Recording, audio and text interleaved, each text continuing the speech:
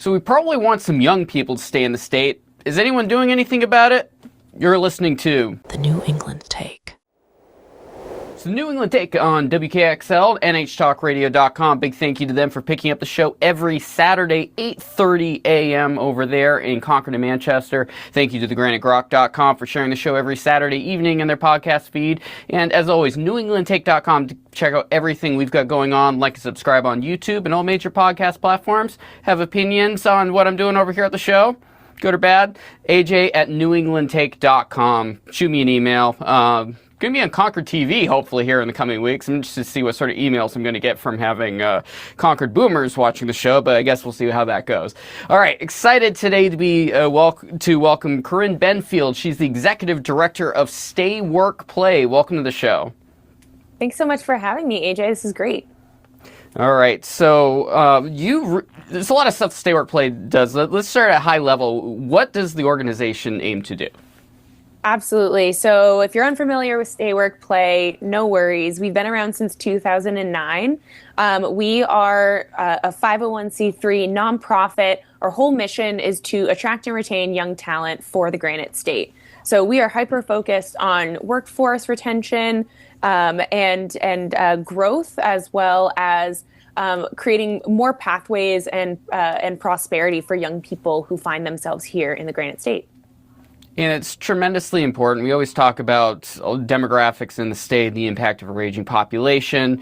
Hey, by the way, if you don't have some younger people to take care of the said boomers I was making a mean joke about a second ago, they're going to have a hard time being able to continue to be in the state with their family, be able to have everything that comes along with continuing to have multiple generations be able to coexist in the state. If you only have a bunch of families in their late 30s and then people that are 60 up hanging out with the properties up on the lake and things of that nature, you're going to hit a cliff here where people are not going to be able to be in the state. Remember, this goes way beyond just healthcare. But I feel like that's the thing that always gets the attention is we need to make sure we have enough nurses and doctors. Well, you also got to have Joe the plumber. You got to have the guy that's just shops at the store that's owned by the family. You got to have this whole economic infrastructure that goes far beyond healthcare, which is, I feel like that's the thing that gets most headlines.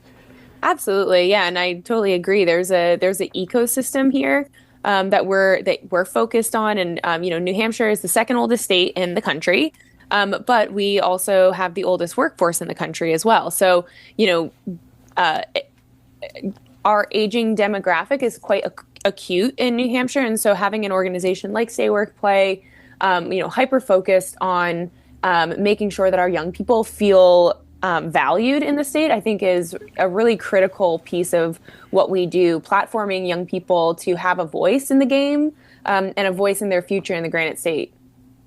Yeah, definitely. And you guys have a series ongoing right now. You're about in the middle of it right now, Policy and Pints. Yeah. Talk about what you're trying to do with that series, because I think it's really important that what you guys are doing, and also just the community factor of bringing people together. Right. Yeah, that can't be understated, AJ. So I'll start with just sharing that we recently launched our 2025 Quality of Life Survey, which this is a perception-based survey model that we do every 2 years to really capture the attitudes of young people in New Hampshire. And it really asks the question, why are you staying in New Hampshire? And also, what are the pain points that you're feeling that would encourage you to leave the state? This gives us essentially a roadmap and a blueprint on how to achieve our mission at Stay Work Play, but also how to reflect that information back to the community at large so that our employers are more better informed about how they're retaining their young workforce or who they're attracting to their workforce. But it also paints a better picture for our lawmakers and leaders to also help mitigate some of those risks. So our quality of life survey hit the shelves November 6th. And then we went right into Policy and Pints, which is the sister program to Quality of Life Survey. Policy and Pints is a very analog, unplugged, casual, low barrier opportunity for young people across the state, commune regionally, to share their lived experience in New Hampshire. So We, like I said, we do this regionally, so we'll be in 8 different, all 8 regions in the state. We actually just hit our halfway mark last week, wrapping up at Harpoon Brewery in Manchester after the holiday.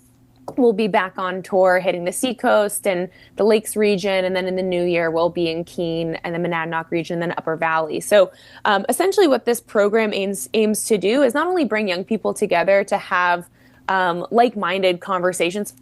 Mostly, it's been like-minded. Sometimes there's some heated debate, which is totally awesome, and it's nice to have that healthy debate. But overall, what we're trying to do is find collective meaning and collective action within our young cohort in the state, and also illuminate some of those real stories that help inform the data, but also help extend the data that we collected. Because it's one thing to say 88% of New Hampshire thinks, or 88% of the young people in New Hampshire think that New Hampshire ranks worse in public transportation than other states. But it's another thing to hear it from somebody living in the Upper Valley who can't go meet their friends at a bar because they don't have Uber up there. Things of that nature. So it gives you a really layered, multifaceted look at what our young people are up against. But it also builds that camaraderie that you mentioned, AJ. That's so important to building community as a young person in real life, in a way that, yes, we say it's called Policy and Pints, but it's also about coming together and seeing your neighbors and saying, "Oh yeah, I feel that too." So it's really fun. We love it. And people come at it from totally different directions. So I've been to 2, which was super interesting because, so I went to Concord, my community, so it was a great opportunity just for me to be able to hear some other opinions, because I'm 38, so I'm just beyond your targeted demographic for where you're looking for data. In the demo. I'm in the demo cell. Okay, I'm in the demo cell. I'm not old yet. So it's interesting seeing the difference between someone who's 20. We're talking primarily. I'm going to assume a majority of where your focus is not necessarily the college student, it's the professionals that are entering the workforce, as opposed, you're going to have very different needs from someone who's in academia still, has not entered the workforce. But where they're looking for community and where they expect to find that community are 2 very interesting things that I'm more and more seeing. And the other place I went to is Nashua, which, for this part of the state, for whatever reason, Nashua is like its own little world. It's always been very interesting. It's like the Merrimack to Nashua people. Like, we go there to go to the premium outlets, sure, Merrimack, but there's people that live there too. And you don't really consider, like, they've got a very different outlook that's a lot more like you would personally, I would consider more like you south of the border. They have a lot more similar attitudes from policy and what they hope to see from government. Versus you go up here, they want to have their little community and that belongs to here. And there was a lot less call for certain policies than I was seeing down in that part of the state. Right? Talk about that for a bit. Yeah, no, that's been the most interesting piece of this program and this whole initiative. Concord has very different priorities and needs than Nashua, as you shouted out, but even Manchester and Nashua were wildly different. And then we were in Bethlehem up in the North Country, and those conversations were drastically different. And I really liked what you said about, different age cohorts within our demographic. And for your listeners, we surveyed folks between the ages of 18 and 40 for the Quality of Life survey, and we had 517 respondents, all from different backgrounds, regions, and so we have a really nice set. But we're hearing from what like the 20 or the 18 to 26-year-old cohort, how they responded to survey questions, and also how they showed up at Policy and Pints look very different than the 36 to 40-year-old cohort. Housing is always going to come up, and it definitely has come up in every single stop on the tour and in every single demographic. I don't think that would be a surprise to anybody, but the way in which it comes up is different. So in Nashua, renters' rights came up. And in Bethlehem, STRs or short-term rentals came up.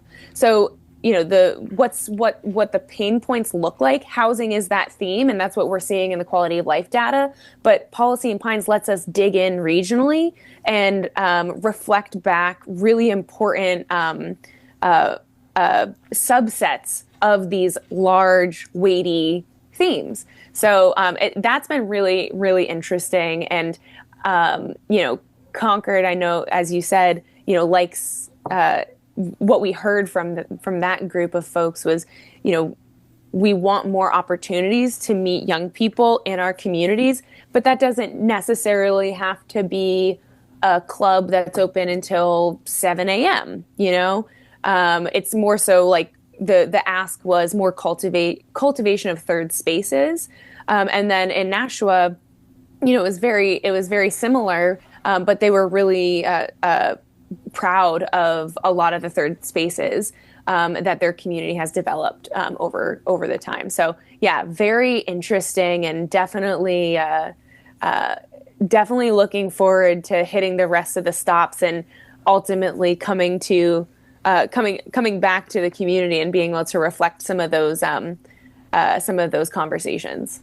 It seems like it's the growing pains of trying to improve this demographic volume in the state, because when you move from back in the day, I mean, you figure multiple generations would have all been living in the same area, and that has not been the case for economic reasons across the entire country, where people have had to move because they went to go to college somewhere else, the nature of having that happen, and then trying to find jobs that can appropriately fund those bills that you now have because you have said college education. I grew up in Maine. I grew up in central Maine. There was nowhere I was going to be able to find a job up in that area that was going to be up my alley and going to be able to give me a high enough salary to be able to continue to exist without living in my parents' basement. It wasn't my parents' basement. I had a bedroom. So with that happening, as we trying to bring people back into New England, you got to be able to find that community. And I almost feel like, this is an interesting thing I took away from the Concord one. It was a lot easier for someone who has a kid, he's 11, it has that family ecosystem within the community, going through schools and extracurriculars and things like that. It seems like there's a lot of that comfort because we have that infrastructure. There's a lot of families in this part of the state because of the nature of the jobs that are around here. There's a lot of decent paying jobs because it's the capital. There's law firms, there's lobbying firms, there's state government, there's all sorts of other economic development that has come from that sort of thing. And you don't see that in other parts of the state. And when you don't have that cornerstone of a population of families, you don't have a thing to grow into. Right, absolutely. And childcare and affordable childcare and the early childhood education ecosystem in New Hampshire is a critical piece to our workforce and our economic development as a state.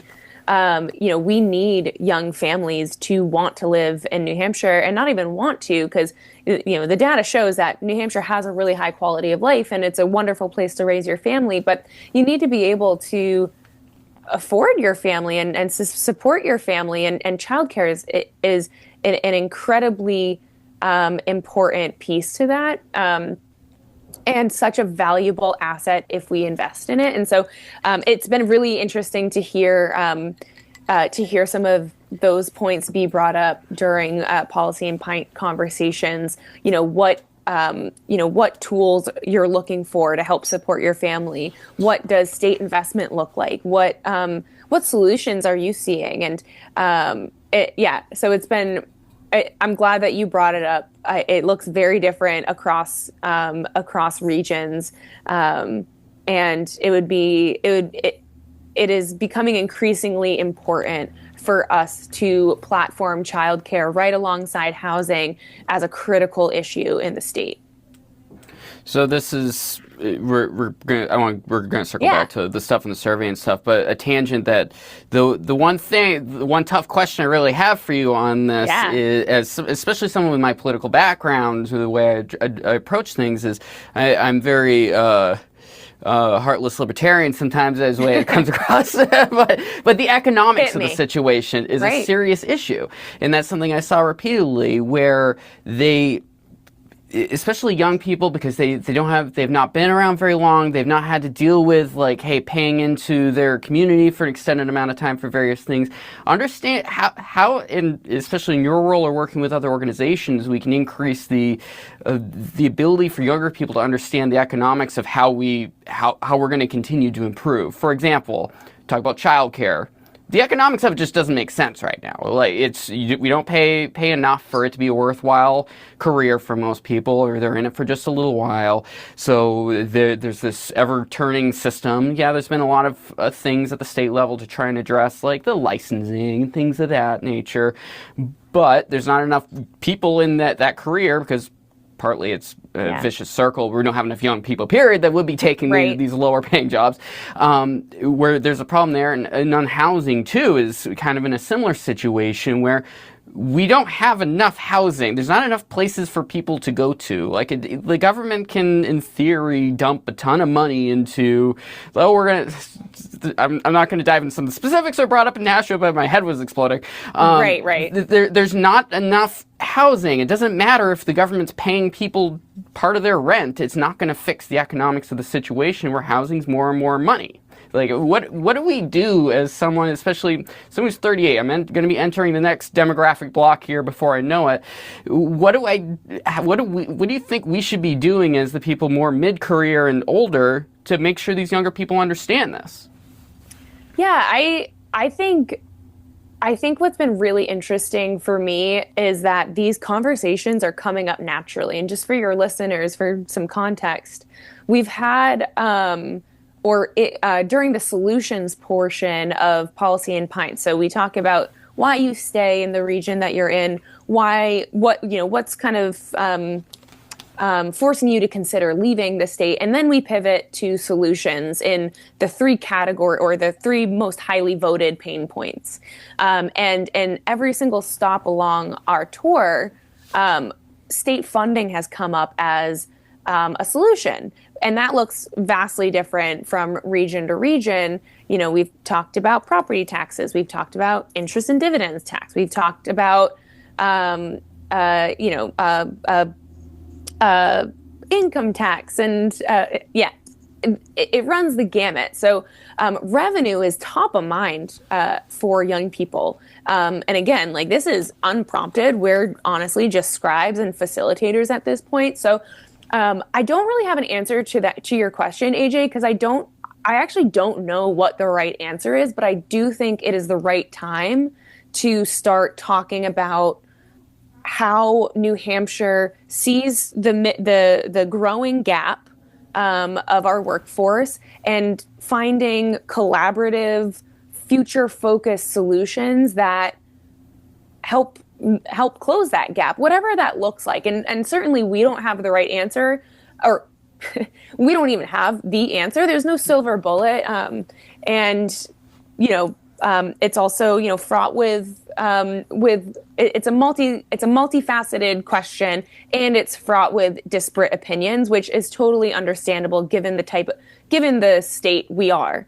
But I do think it's time for young people to have a seat at the table and talk about what they're seeing. And also, to your point, be able to reflect some of the reasons why we haven't gone down that path, whatever that conversation was at one point, why we haven't gone down that path as a state. But I think it's been interesting to see it pop up and to see some of the solutions that have, for better or for worse, come to or got written on the board during the events. And it's interesting to see to see those ideas kind of filter up. It's not a silver bullet, but I think we definitely need to start talking about it. Those conversations are key. I mean, it's the whole idea of political debate in a rural state is people bounce off. Like, you're going to have younger people that are going to have very different outlook on the world and political view than people that are older. Where it's important that they talk it through and figure it out, not just call the other side. That's when it's been really good in the ones I've been to. I really appreciate the culture that your organization is bringing, where it's this discussion around it as opposed to just the blatant politics that it has its place. It has its place at the Gold Dome down the street from me. Like that's what it's there for. You got to have those. The sausage has to be made somewhere of compromise, and that's where that belongs. But people in our communities, we have to be more constructive. We have to talk through things. We got to figure things out. Because one of the things that was really I don't know why it was surprising, but it was surprising. Is the number of people that are just like happy to be here. Like they want to be in New Hampshire. They don't. There's this movement, like especially 20 years ago in northern New England, where it was like, why the hell am I staying here? I need to get out of here. It's like that doesn't seem to be the feeling from the people that I see anecdotally that are younger in the state that have found a career path in the state. They want to be here. They want to bring more people here. They think it's great. There's just some things we need to work on to make it more sustainable for this population. Yeah, absolutely. And we all have our own New Hampshire stories, why we choose to be here. But I think what New Hampshire does not lack is the attractive quality of wanting to be here. We are a very desirable state to live in. We have incredible assets that definitely are seen in our quality of life survey, our environment and proximity to different natural assets, also our outdoor rec environment and opportunities as well. Like we have a lot going for us, and so it's not so much the being an attractive state for young people to consider. Certainly we have some obstacles to overcome. It's mostly the obstacles that are the most immovable right now or that are the most prevalent right now, and the biggest pain points are preventing young people from achieving that goal, from being able to choose New Hampshire, where they're feeling strapped. They're either staying in the town they went to college, or they're having to live with their parents, and they're not able to make that next step, especially in the 26 to 35-year-old cohort, when generally you're starting to see some growth in your career. You're hoping to either find sustainable housing or sustainable housing, whether that's like a long-term rental, or you have goals of being a homeowner, or perhaps you're looking to find a partner and you're finding it challenging to date in New Hampshire, and so you go to Boston. And so there are a lot of different variables that are working against our young people right now. And but it's not that New Hampshire is not an incredible place to live. And there are so many passionate young people that want to be a part of solutions so that they can root down into the state and stay here long term and be a part of the community at large. Yeah, I think people need to, and this is a greater issue of especially New Hampshire, where break out of your little bubble you got in the state and wander about. Like this is one big thing in the last few years, especially post COVID. My family, it's like find a village. You go and wander around a village. We went to Exeter, legit, outside of just going to a festival or something. Went to Exeter and spent half a day over there just wandering around, checking out places. And I had heard about the UFO festival they got, but I'd never been there before. And I saw one of the artists we ran into the artist that makes paintings that's like for the billboards and signs that they make for the festival, just randomly. Like, and they go up to Conway, like there's this perpetual issue of the Monadnock area, because they're very isolated. You think you're isolated over this part of the state. Go to the Monadnock region. They legit do not have those connecting roads that the I-93 corridor has. And Conway's kind of special because people will make the journey out to Conway because it's Conway. The skiing and Storyland and everything out over there. But there's great places to go check out and visit. There's places you don't need to go to Massachusetts, and there are people, different communities of broadly varying outlooks on the world. Like one of the people I was bringing up, once again, Nashua was bringing up, I gotta go to Boston and find community, like, you should go check out Portsmouth, because I got the feeling you're going to find a lot of people over there you probably agree with, and you just don't think about it. It's a booming town over there. Mm-hmm. Yeah, and I think what's been fun to hear is that it's something that is just, it's been validated in these conversations. Stay Work Play very much so, believes that issues that affect young people affect everybody in the state, and to the point where we need people of all ages at the table in order to make progress. And so that by telling these stories, by capturing these stories, by having the conversations around, why you date in Boston versus Concord, or why you go down to Boston to find community instead of Portsmouth. Like shedding light on some of these stories is really important for us to be able to build intergenerational empathy between young people and what they're seeing and what they're up against, and other generations that might not have had that same experience.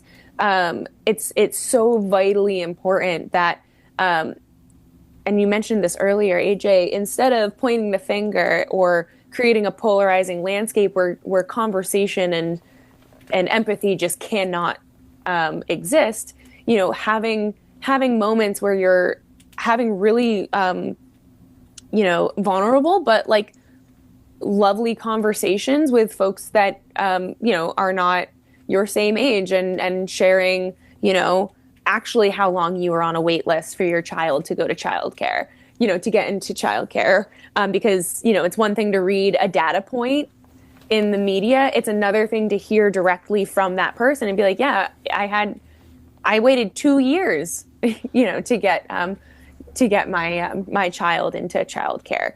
So that is such a valuable piece of what Policy in Pints kind of brings to the table, and really what Stay Work Play is trying to do too. So, sometimes this can breed like hard conversations, but they're all important because they all lead to the same road, which is we want to ensure that people that live in New Hampshire love the state and they feel connected to the future of the state and the community. Yeah, I moved here back in 2010. Got fresh out. Actually, well, I went to college down at Franklin Pierce, so I was in New Hampshire 4 years previously. But it's a great state to live, and I mean, respondents believe. So this is from, you see these cards floating around, New Hampshire Quality of Life Survey 2025, and it outlines some of the key parts because my ADD, I can't read a full report. So this is fantastic. So respondents believe that New Hampshire is better than other places to live for the following traits: 89% safety, 87% environment, 57% taxes. So we got like 2 minutes left here. What's the key takeaway you want people to take away from this conversation?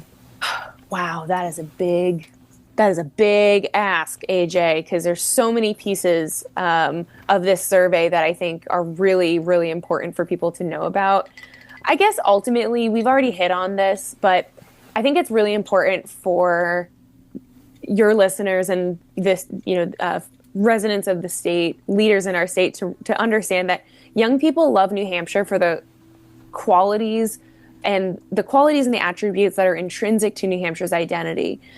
We saw in the survey that young people idealize small town living. That is synonymous with New Hampshire's way of life. But they also, want public transportation, or they also prioritize public transportation and, vibrant career opportunities. So young people want to be a part of the New Hampshire that exists and has existed throughout generations. But what the survey tells us is that they feel frustrated that they're not able to be a part of those communities. They're not able to achieve their goals of building a life here in New Hampshire. So that's where we're seeing the risk factor coming up, serious risk factors of losing our young people to other states that are becoming more favorable to those important goals that you're hitting within this very critical moment in your life, which we call the bridge to happiness. So 18 to 26-year-old respondents fare pretty well in overall satisfaction, with their lives in New Hampshire. But when you hit 26 to 35, and that's a big chunk of our demographic, you see across attributes, this demographic in particular is feeling that frustration, that friction more than other cohorts. And then if you're able to get to the 36 to 40-year-old cohort and still be in New Hampshire at that time, your quality of life increases as well. So what the survey tells us is that we really need to focus efforts on shoring up that bridge to happiness, creating more opportunities to find home ownership possibilities in the state, making it easier and accessible to have an incredible career, but also support your family and have access to childcare. And then what's really important is, being able to create social spaces, social connection opportunities for young people to meet not only their friend groups and their village, like you put it, AJ, but a potential partner, so that they choose to build their lives together in the state. So that was a very lofty answer, but ultimately,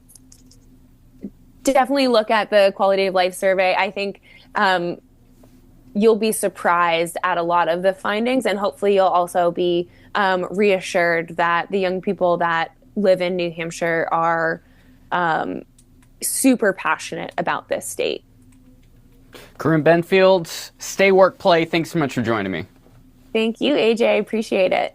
So stayworkplay.org to check out more of what they're doing, check out the report, check out one of their many events around the state, and all their social medias too, to always stay up to date on what's going on. It's very important we make sure young people want to be here, and that from politics perspective is a big deal, from everything we're doing here in the media, make sure that we're encouraging young people to stay here in the state, because we need the next generation for so many reasons. All right, newenglandtake.com. Thank you to WKXL for picking up the show. Next up over there is going to be Facing the Future, brought to you by the Conquer Coalition. Big thanks to thegranitegrok.com for picking up the show and all my craziness I got going on over here from every direction. And like, subscribe for checking us out on YouTube. Talk to you soon.